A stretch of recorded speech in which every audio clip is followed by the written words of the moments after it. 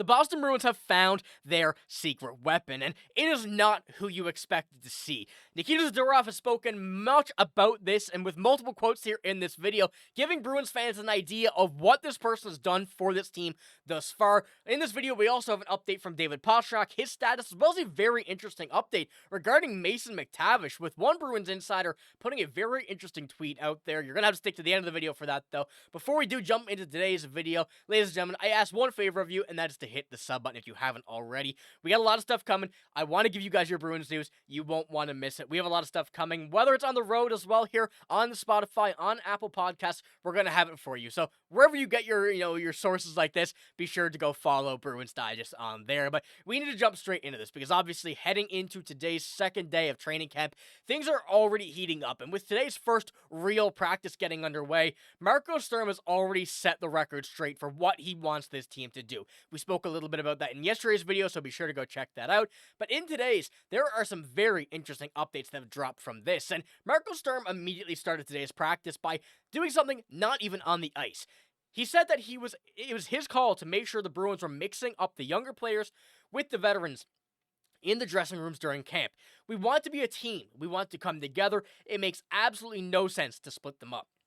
And, this is something very minor, but also something very major at the same time.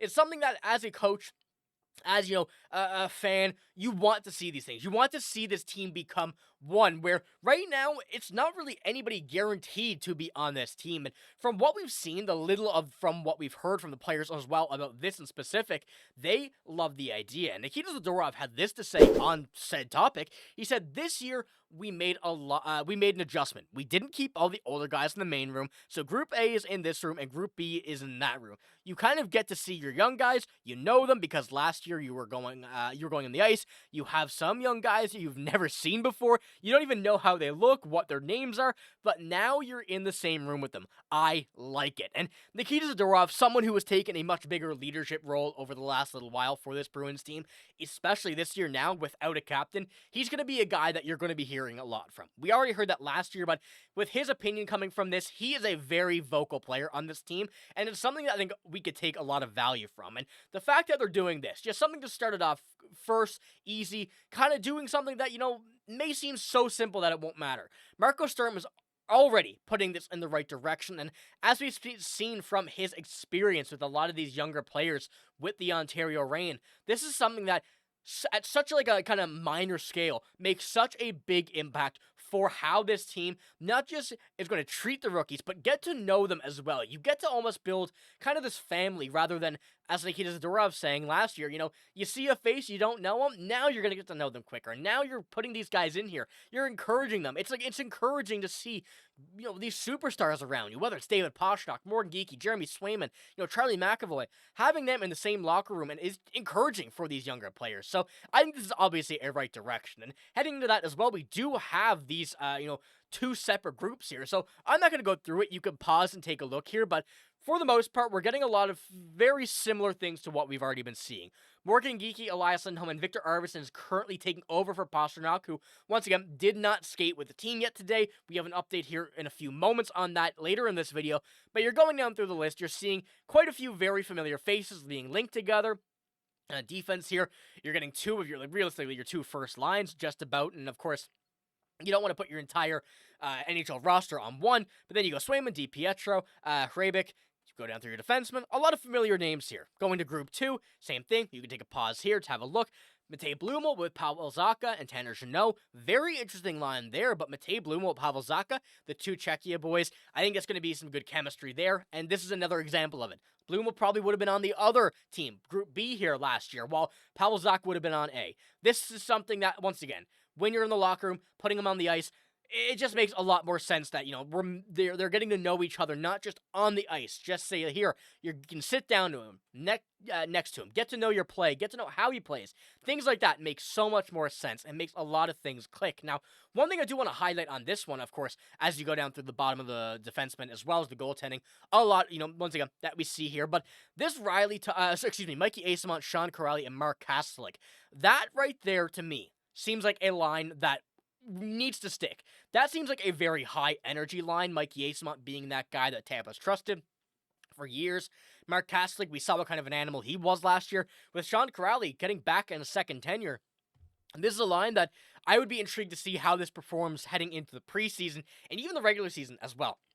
And likely that these three will be making the roster. So going through these, of course, taking a look at the two groups, definitely a good mix here, and especially in the locker room, whether it not be, sorted by groups or whatnot. I love it. Obviously starting fresh here, kind of getting a lot of the younger guys in. We've seen Marco Sturm say, hey, we want to have some surprises, make this lineup. And I think this is the best way to do it, and you get a very good look of who can play with the big dogs that we know are going to be on the team. And I think that's the big part of how these players are really going to compete at the NHL level against NHL players, not just play with them. So very good stuff already here from Marco Sturm. I love it. I love to see it. And especially now when you're taking a look at those lines, kind of going through it, there's a lot of stuff that's going to be kind of changing over this upcoming season. And this comes from Nikita Zadorov as well. He says, if you look at the Stanley Cup champions of the past 2 years, they're the fastest team in the league. They play a super aggressive style, and I think that a lot of teams are trying to copy that, and that's our goal as well. So without just kind of taking a look and diving too deep into those lines, you can certainly see what the Bruins are trying to do. As we go back to it, Mike Yasman, Sean Kuraly, Mark Kastlik, not necessarily the fastest guys, but those are very aggressive players. Not, in a negative way. They're aggressive on the puck. You don't want to go up against them. That's what we need to see. And the fact that you get those guys, an energy line that we saw with Tampa a couple of years ago, that works out very, very well. It has proven to work, and I think Nikita Zadorov, as I mentioned, a very vocal player, and pointing this out is something that we need to continue to watch, especially over here on the training camp rosters, how these lines may shift and what works. We're going to see a lot of that from, once again, the beat writers, the people who are at Warrior watching these practices. So Connor Ryan, a lot of these guys, keep an eye on those, Twitter accounts. Have a look at what they're saying, what they're looking at, because I think that's the best spot that we're going to have to see those players get in here, and I'm going to have them here in these videos as well. Now, going into this as well, we have an update on Pastrnak from Russ Macias, I believe his name is pronounced. I do apologize if that is wrong, but Pastrnak's tendonitis is in his knee, of course, per Sturm, of what he had to say. But Pastrnak did skate today, and according to Marco Sturm, could be with the team today and tomorrow. Instead, the team is choosing to be careful. So it is a good sign that, this is considered load management. And as I mentioned, you don't really want to have a guy on load management the first day of training camp. But the fact they're being careful, the fact that he is skating, that's still a good sign. But once again, just be careful with it. It's too early to go and try and push him for anything. So once he gets healed up and, of course, gets ready to go again, that will be all good. So just a positive update here on this side of things that he could have today and heading into tomorrow at the time of recording this, about midnight here now. But going into these upcoming days, we're going to see Pastrnak back here with this lineup very, very soon. Now, also on the update of everything, Don Sweeney said the Bruins will be defining Zdeno Chara's role more to be announced at some point in the near future. Now, this came out yesterday, or the 17th. I don't know when this video is going to be going up, but I did miss this in that video. I meant to put it in here, completely forgot, but this is just another positive thing.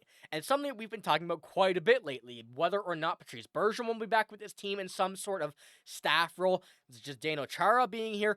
This team seems to be bringing back some of these legendary Bruins over the past, decade or 2 decades to bring into this lineup, just to have some mentorship here in this lineup. And I think that this is going to be something good. I shouldn't say the lineup, actually. Bring them to this team for this lineup. But, having these guys around, whether or not their role will consist of something that will actually be directly impacted by what they have to say, it's a major thing to have Zdeno Chara around this team. And going back to here, with some of these younger defensemen, you see a lot of these defensemen here, a lot of this one as well, a lot of younger players who grew up probably idolizing them. We got to realize now that some of these players that are in the NHL grew up watching Zdeno Chara, grew up, idolizing Zdeno Chara, just as we did. So with their level right now, trying to pick the brain of a Zdeno Chara, or even some of these centers, especially Matt Poitras, going, let's just say, and picking the brain of Patrice Bergeron, this is absolutely a fantastic idea. And I think that when this role kind of gets defined more, we're going to get a little bit more of that and understand a bit more what the plan is going forward with that.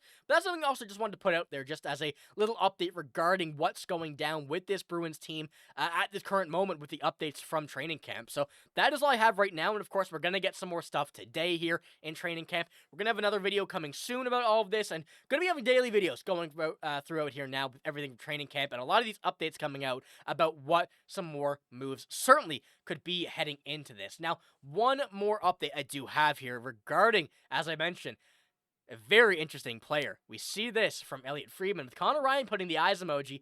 Elliot Friedman said, with training camp on ice sessions beginning today, Mason McTavish is skating with the OHL Ottawa 67s. The contract stalemate continues in Anaheim. It's believed the Ducks prefer to not do a bridge deal, but no common ground yet. So we've spoken about a bit of a McTavish trade and possible scenario going down with having him and Higgins as a 1-2 punch for multiple years coming down the road when Higgins gets here next season. But this is something that the longer it goes, as I mentioned before, the more interested I think that this would be for other NHL teams to kind of dip their toes in and see how the market on the trades is going. So I'm not diving much into this right now, but I just wanted to put this out there, and I want to get your guys' opinion here in the comments below. While we finish this video off. But like I said, that's all I got in this one. If you did enjoy it, give it a like, hit the sub button if you're looking for your daily news. Of course, we're going to have it here once again, getting back to the daily now. We're getting the Bruins back on the ice. We're getting many updates. We're going to have it all right here, Spotify, Apple Podcasts, wherever you get your podcasts. But that's all I got here. Thank you for watching. Hope you have a great day. See you later.